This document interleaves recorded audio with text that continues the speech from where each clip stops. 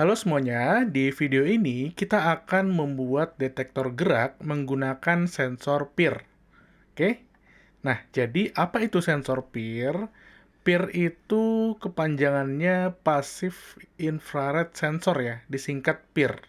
Nah, jadi sensor ini adalah sensor yang bisa kita gunakan untuk mendeteksi gerakan, ya, dengan mendeteksi perubahan radiasi inframerah atau infrared di area sekitar sensor.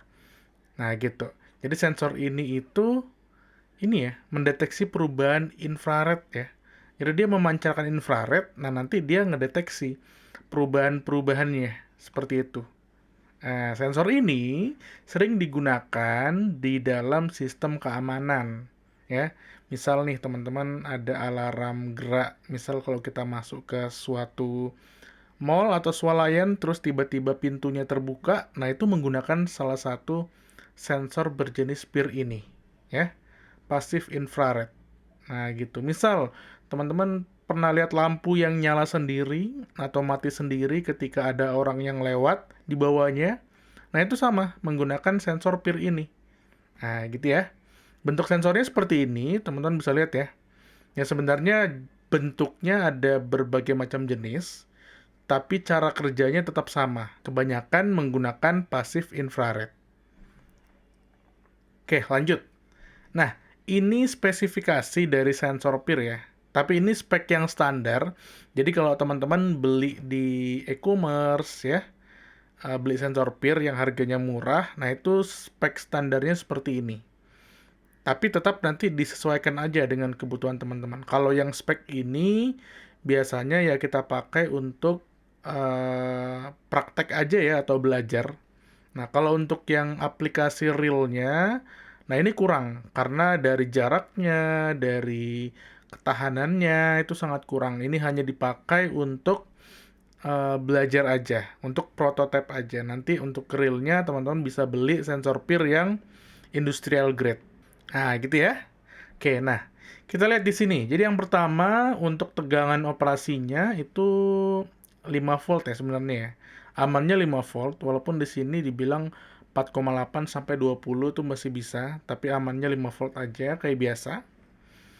Terus ini arus dalam keadaan idle atau keadaan standby itu kurang dari 50 mikroampere, kecil banget. Terus untuk delay time, nah ini kecil ya, kecil 0,3. Nah ini udah bisa dipakai untuk delaynya. Terus kita ke sensing range. Nah ini yang penting. Jadi sensor ini tuh nggak bisa mendeteksi 360 derajat. Jadi hanya di depannya aja. Ya, di depan sensornya. Nah ini di depan sensornya ini dengan sudut 120 maksimum. Jadi teman-teman nanti buat garis aja di sini. Nah itu nanti di sekitar 120 derajat ini bisa dideteksi. Ya. Kalau di luar dari itu berarti udah nggak bisa. Nah, gitu. Itu salah satu batasan dari spek yang dimiliki sensor yang jenisnya seperti ini. Gitu. Oke, kita lanjut. Nah, cara kerjanya sebenarnya mudah ya. Seperti yang tadi saya jelaskan di awal, kalau sensor ini menggunakan ini ya, infrared ya. Untuk mendeteksi, nah ini. Mendeteksi infrared itu kan mendeteksi panas tubuh ya. Jadi panas tubuh itu akan mempengaruhi intensitas atau banyak dikitnya infrarednya. Nah, gitu ya. Perubahan nilai infrarednya.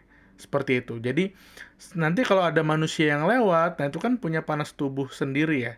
Berbeda dengan benda-benda di sekitarnya yang tidak memiliki panas. Sementara manusia itu panas. Jadi nanti infrared yang dipancarkan dari sensornya itu akan mengalami perubahan ya seiring ada manusia yang lewat seperti itu. Nah, ketika ada manusia yang lewat kan intensitas infrarednya kan berubah ya. Nah, itu nanti sensornya akan mengeluarkan sinyal high. Nah, nanti sinyal ini yang akan dibaca oleh Arduino atau microcontroller yang lain untuk bisa diaplikasikan. Misal ketika sinyalnya high, maka pintu terbuka atau maka alarmnya menyala. Nah, gitu. Ketika sinyalnya low, maka pintu tertutup atau lampunya mati atau alarmnya mati. Nah, seperti itu. Gampang ya cara kerja sensor PIR. Nah, lanjut. Sekarang kita mulai merakit sensornya. Ini sebenarnya mirip sih dengan sensor-sensor yang lain ya. Jadi hanya ada 3 kaki, ada VCC, ada sinyal, sama ada ground. Nah, teman-teman bisa lihat di sini ya, ada 3 kaki. Nah, yang pertama VCC di sebelah kiri, terus yang di tengah data atau sinyal, terus yang ke kanan ini paling kanan itu ground. Nah, ini juga saya tambahin LED ya sebagai alarmnya. Nah, jadi kita buat sebuah alarm sederhana menggunakan sensor PIR dan lampu LED. Oke, langsung aja kalau gitu kita mulai membuat programnya. Nah, di sini saya sudah tuliskan ya program utuhnya. Nanti akan saya bahas satu persatu fungsinya buat apa aja. Teman-teman bisa ikuti. Oke? Oke, kita mulai dari yang pertama. Ada baris 1 sampai 4 ya. Di sini kita buat untuk mendeklarasikan beberapa variabel yang kita butuhkan. Kita mulai. Variabel pertama, in LED pin. Nah, ini nama variabelnya LED pin, di mana pin LED yang kita rangkai tadi di awal, itu terhubung ke pin nomor 13. Makanya kita perlu deklarasikan di sini. Oh, pin LED-nya itu di nomor 13. Nah, gitu ya. Terus, input pin. Sekarang, pin inputnya atau pin sensornya. Sensornya kita hubungkan ke pin nomor berapa? Sinyalnya. Kita lihat ya, di pin nomor 2. Nah, berarti kita deklarasikan di sini, input pin sama dengan 2. Nah, gitu.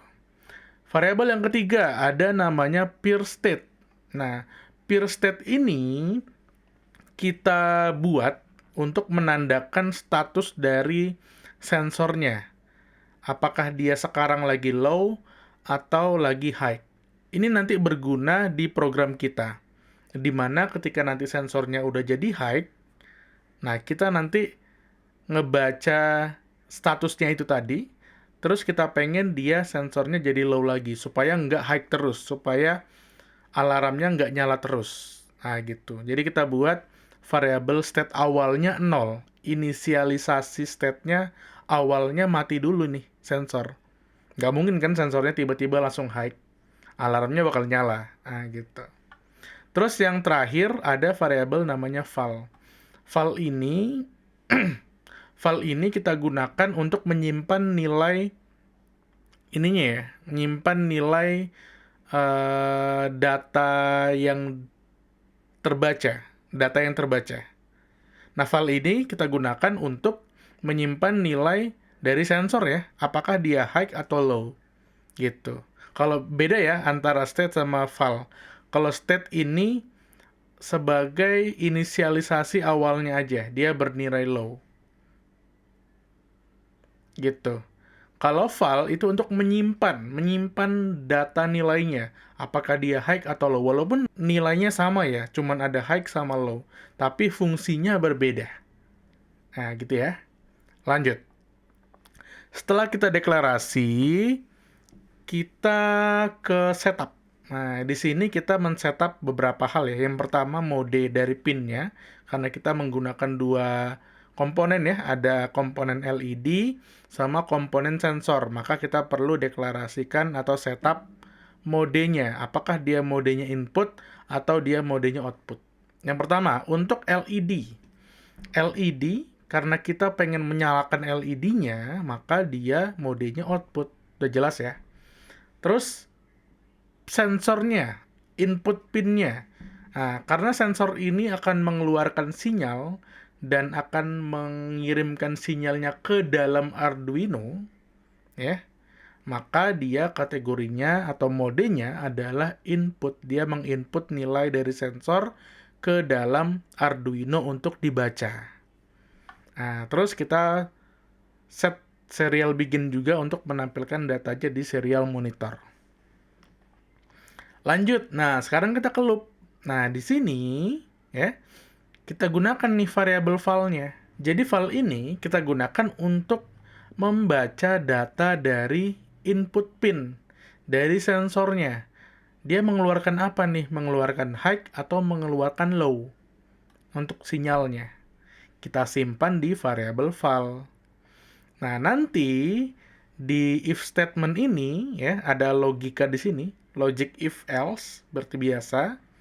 Jika ternyata datanya high yang diterima sama Arduino, maka kita nyalakan lampunya nih, digital write LED pin kita high-kan. Jadi kita nyalakan.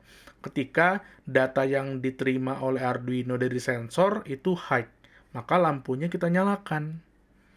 Nah, terus kita cek juga state-nya gimana nih?